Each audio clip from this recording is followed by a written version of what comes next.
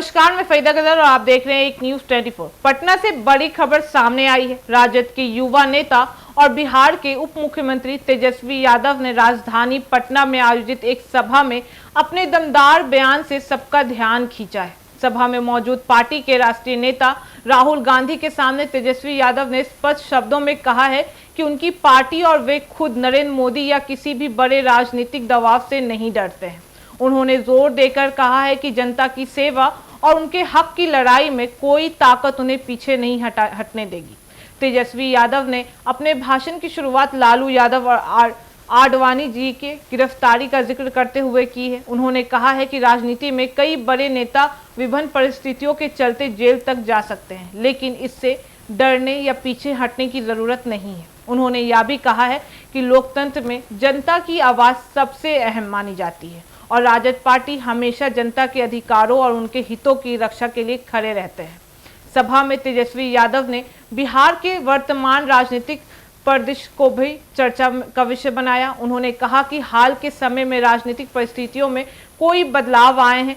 कई राजद पार्टी का मकसद हमेशा जनता की समस्याओं को हल करना और उनके हक के लिए लड़ाई लड़ना रहा है। उन्होंने स्पष्ट किया है कि बिहार में शिक्षा, स्वास्थ्य और रोजगार के क्षेत्र में सुधार उनकी पार्टी की प्राथमिकता है और इसके लिए वे किसी भी दबाव या चुनौती से डरने वाले नहीं हैं।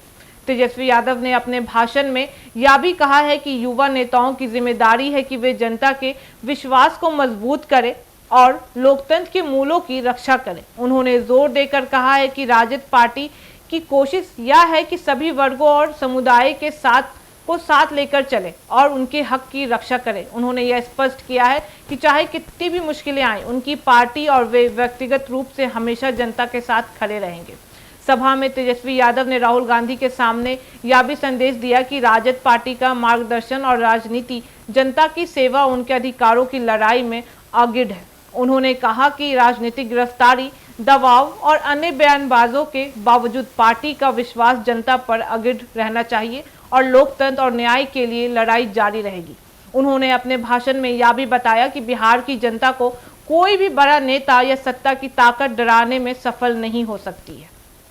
तेजस्वी ने अपने भाषण में स्पष्ट किया कि राजद पार्टी का उद्देश्य सिर्फ सत्ता हासिल करना नहीं है, बल्कि जनता की सेवा और उनके हक की रक्षा करना भी है।